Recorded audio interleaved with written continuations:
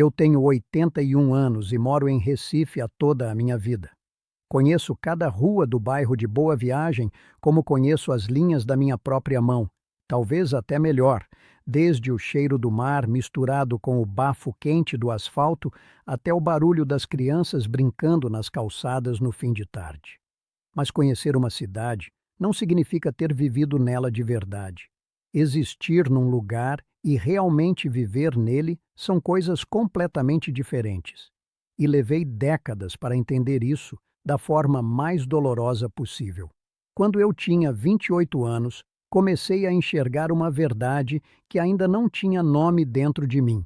Era como um peso silencioso que eu carregava sem saber de onde vinha. Hoje sei. Eu confundia sobreviver com viver. Confundia manter as contas pagas com construir uma vida. E enquanto eu trabalhava, enquanto eu me dedicava ao hospital, ao plantão, aos pacientes, o tempo ia escorregando pelos meus dedos como areia fina. Eu achava que estava vivendo. Na verdade, eu estava apenas existindo. Sou enfermeiro.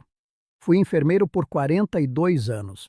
E digo isso com orgulho genuíno, porque ajudei muitas pessoas, aliviei muita dor, segurei muitas mãos em momentos difíceis.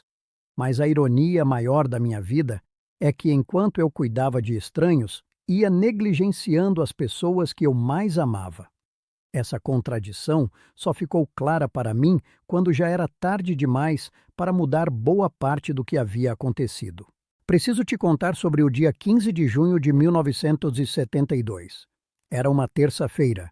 O céu de Recife estava daquele azul intenso que só aparece quando o vento vem do mar com força. Era o dia do casamento da minha irmã Raquel com um homem chamado Tomás, um sujeito bom, tranquilo, que a olhava como se ela fosse a coisa mais bonita que ele já tinha visto na vida. Eu fui convidado para ser padrinho, mas no dia anterior fiquei sabendo que o colega que faria o meu turno no hospital tinha ficado doente, e naquele mês o dinheiro estava apertado em casa. Fiquei na dúvida. Fui honesto demais comigo mesmo sobre os problemas e desonesto com o que realmente importava. Foi o Jaime quem me salvou naquele dia. Jaime era meu companheiro desde os 24 anos, o homem com quem eu escolhi construir a vida. Um homem de voz mansa e olhar firme que tinha o dom de dizer as coisas certas na hora certa. Ele me olhou e falou: José, é o casamento da sua irmã. O dinheiro pode esperar. Você não pode perder isso. Eu ouvi. Fui ao casamento. Fiz o brinde, emocionado com a Raquel ao meu lado, sorrindo daquele jeito que ela tinha de sorrir, abrindo os olhos bem grandes quando estava feliz. Eu nunca mais veria aquele sorriso. 3 semanas depois, durante a lua de mel, Raquel e Tomás se foram num acidente de carro. Os dois, ao mesmo tempo, sem sofrimento prolongado, mas com uma ausência que nunca parou de doer. Quando recebi a notícia, senti o chão desaparecer debaixo dos meus pés. Fiquei dias sem conseguir trabalhar, sem conseguir comer direito, sem conseguir entender por que o mundo continuava girando como se nada tivesse mudado. Fiz uma promessa a mim mesmo naquele momento. Prometi que nunca mais deixaria o trabalho ou o dinheiro falar mais alto do que as pessoas que eu amava. Prometi que estaria presente de verdade em cada momento. Que não deixaria o tempo passar enquanto eu estava olhando para o lado errado. Por 6 meses eu cumpri essa promessa. Fui intencional. Ligava para a minha mãe todos os dias. Jantava com o Jaime sem olhar para o relógio. Fazia caminhadas no fim de semana sem pressa. Parecia que eu tinha finalmente descoberto como se vivia de verdade. Parecia que a dor da perda da Raquel tinha me acordado de um sono profundo, do qual eu nunca mais voltaria a adormecer. Mas a vida tem um jeito cruel de ir empurrando a gente de volta para os velhos hábitos. Aos poucos, o ritmo do hospital voltou a me engolir. Em 1974 nasceu o Davi, nosso primeiro filho. Em 1977 veio a Laura. A responsabilidade aumentou, as contas também, e com elas os turnos extras, as reuniões, os cursos de especialização. Eu não percebi quando exatamente deixei de cumprir a promessa que havia feito diante do luto da minha irmã. Não houve um dia específico em que eu acordei e decidi me afastar da minha família. Foi um processo lento, quase imperceptível, como uma maré que vai tomando conta da areia sem que ninguém veja o exato momento em que a praia some. O Jaime tentava me dizer. Não de forma agressiva, não com briga ou choro, mas a sua maneira suave e direta. Chegava no fim do dia querendo conversar sobre como havia sido a tarde, sobre algo que havia visto no jornal, sobre uma fofoca do vizinho do andar de cima. E eu estava lá, sentado na mesma sala, mas minha cabeça ainda estava no hospital. Estava nos prontuários, nos pacientes, nas escalas da semana seguinte. Eu dizia, depois a gente conversa, só preciso de 1 minuto para descansar a cabeça. Mas o minuto virava 1 hora, a hora virava a noite toda, e depois nunca chegava, nunca chegou. Os filhos também tentaram. O Davi, com aquela energia que as crianças têm, chegava puxando minha mão e pedindo que eu fosse ao parque, que eu brincasse de bola, que eu contasse uma história antes de dormir. Eu dizia, amanhã, filho, hoje eu estou cansado. E a Laura me pedia ajuda com a lição, me chamava para ver um desenho que havia feito, e eu prometia que depois eu ia ver, que depois a gente ia conversar. O depois virou uma palavra vazia dentro da nossa casa. Uma promessa que nunca se cumpria. Hoje, quando fecho os olhos e tento me lembrar desses anos, o que eu vejo é a imagem de um homem que estava em todos os lugares e em nenhum ao mesmo tempo. Fisicamente presente, emocionalmente ausente. E o pior não é ter sido assim. O pior é que eu nem percebia. Eu achava que estava fazendo tudo certo. Achava que trabalhar duro, pagar as contas, dar uma casa boa, uma escola boa, era o suficiente. Achava que amor se provava com sacrifício profissional. Não entendia que, para quem nos ama, a nossa presença vale mais do que qualquer coisa que possamos comprar ou conquistar. Eu me lembro de manhãs em que o Jaime acordava antes de mim e fazia café. Não era qualquer café.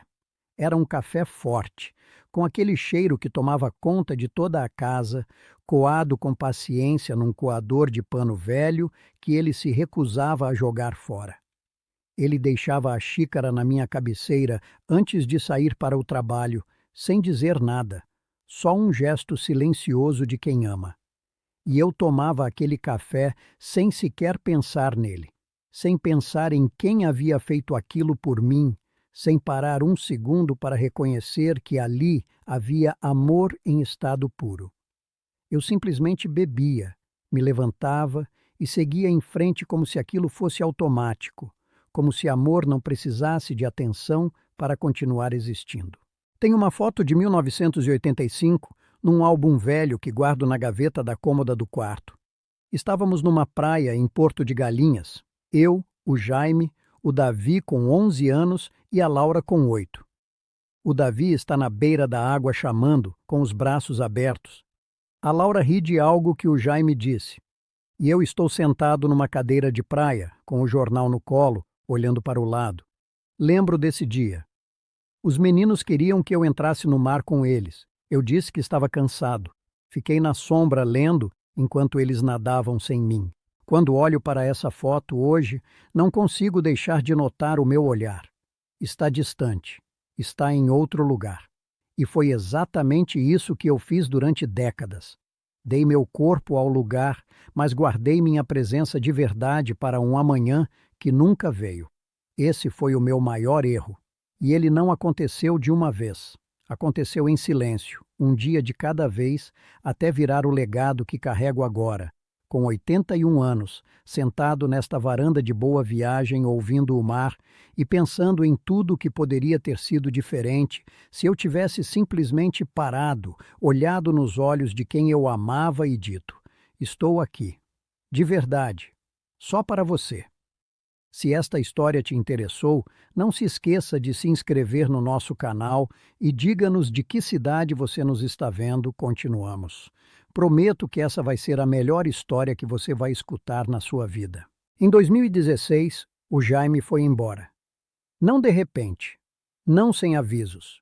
O coração dele foi fraquejando aos poucos, como acontece com muita gente que passou a vida cuidando dos outros e se esquecendo de cuidar de si mesmo.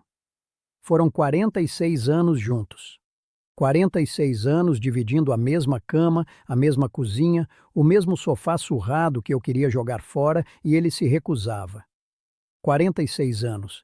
E eu ainda assim me via incapaz de dizer que havia estado realmente presente em boa parte deles. Quando ele partiu, havia uma parte de mim que achava que eu havia feito o suficiente, que havia sido um bom companheiro, que o amor que sentia por dentro era o mesmo que havia demonstrado por fora. Essa ilusão durou pouco. Dias depois de tudo se acalmar, comecei a organizar os pertences dele. Era uma forma de me aproximar da saudade, de passar as mãos nas coisas que ele havia tocado, cheirar a roupa guardada no armário. Foi nesse processo que encontrei uma caixinha de sapato no fundo da prateleira mais alta do guarda-roupa, coberta por um lençol dobrado. Dentro havia cartas. Cartas escritas à mão, com a letra cuidadosa e levemente inclinada, que era a marca do Jaime. Cartas que ele nunca havia enviado a ninguém. Cartas escritas para si mesmo, ou talvez para o universo, ou talvez para uma versão de mim que ele queria que existisse. Li cada uma delas sentado no chão do quarto, com as costas contra a cama e os joelhos no peito como quando eu era criança. Uma delas, datada de 1995, dizia: "Sinto falta do José, mesmo ele estando aqui. Ele está sempre pensando no hospital, em tudo, menos em nós. Sei que o trabalho dele é importante, mas eu gostaria de ser importante também. Às vezes me pergunto se ele ainda sabe que estou aqui. Aquelas palavras me partiram de um jeito que não consigo comparar a nada que já senti antes. Porque não era raiva, não era acusação, não era ressentimento, era só uma tristeza quieta, honesta, de alguém que amava e que estava esperando ser correspondido de uma forma que eu nunca havia percebido que estava falhando em oferecer. Jaime nunca foi um homem de cenas. Nunca bateu na mesa, nunca levantou a voz, nunca me deu ultimato. E talvez seja por isso que eu não vi. Porque ele guardou tudo numa caixinha de sapato no fundo do guarda-roupa, esperando por um José que chegasse a tempo. Mas eu não cheguei. Depois que li as cartas, passei semanas tentando processar o que havia descoberto sobre mim mesmo.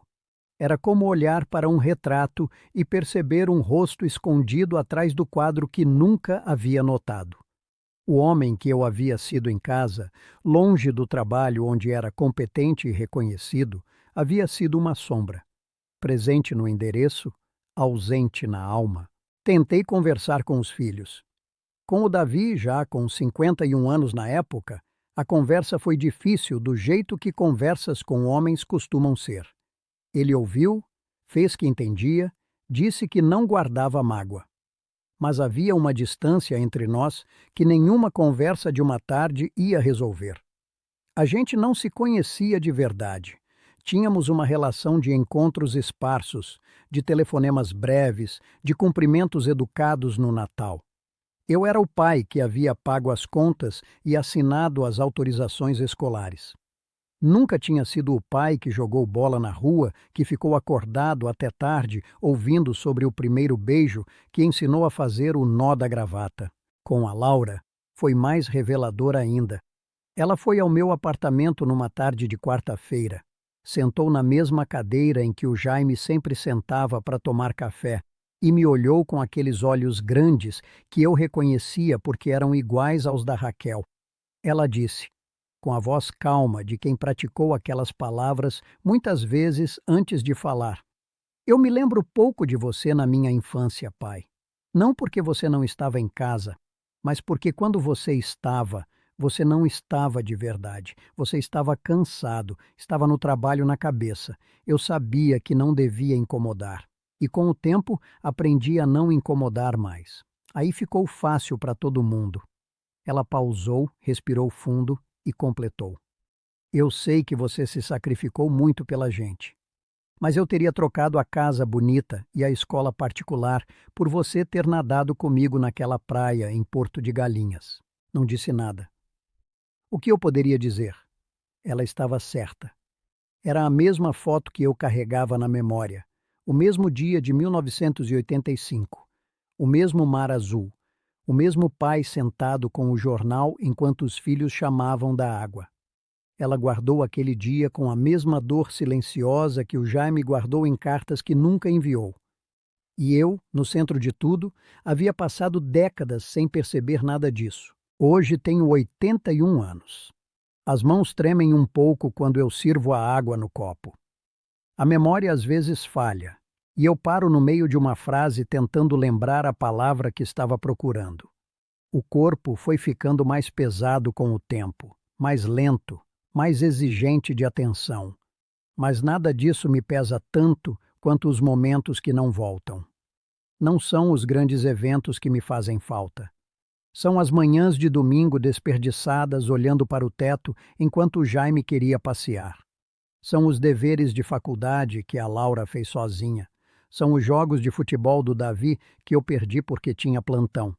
São as conversas que nunca aconteceram no sofá surrado que ele se recusava a jogar fora e que eu vendi num anúncio de jornal um mês depois que ele foi embora. Às vezes fico aqui na varanda observando as famílias que passam na calçada abaixo. Mães com filhos pequenos no colo, pais empurrando carrinho, casais jovens caminhando de mão dada. Vejo o quanto eles correm, o quanto tentam dar conta de tudo ao mesmo tempo, o quanto parecem exaustos de equilibrar trabalho, casa, filhos e ainda se cobram por não estar fazendo mais. E tenho uma vontade enorme de descer as escadas e dizer: parem, só parem por um momento. Seus filhos não precisam de tudo perfeito. Precisam de vocês. Seus parceiros não precisam de grandes gestos. Precisam da sua atenção hoje, nessa tarde comum, nesse jantar sem ocasião especial. O trabalho vai continuar lá amanhã.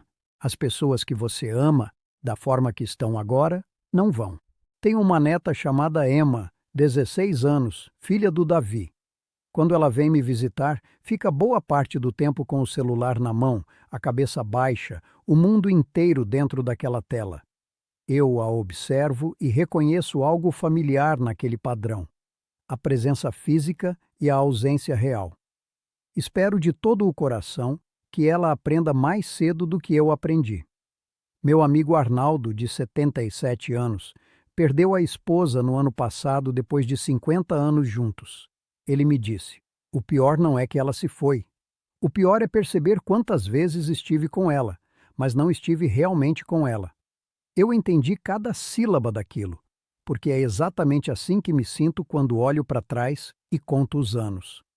Não foram décadas de ausência física, foram décadas de ausência de alma. E é essa a perda que dói de um jeito que nenhuma medicina alivia. Então é isso que eu quero deixar aqui, com 81 anos e a consciência pesada e ao mesmo tempo mais leve do que nunca, porque pelo menos agora eu sei onde errei. Não esperem por uma grande tragédia para acordar. Não esperem perder alguém para finalmente parar e olhar para quem ainda está do seu lado. Não deixem o trabalho, o celular, a pressa e o cansaço roubarem o que não pode ser recuperado. O tempo não volta. As pessoas que amamos não ficam para sempre da forma que estão agora. E lá na frente, quando você tiver a minha idade e sentar numa varanda ouvindo o mar, o que vai importar não é a carreira que você construiu, nem os bens que acumulou. Vai importar se você esteve de verdade com quem você amou. Pare de adiar. Pare de esperar o momento certo. Vá viver a sua vida, de verdade, enquanto ainda pode.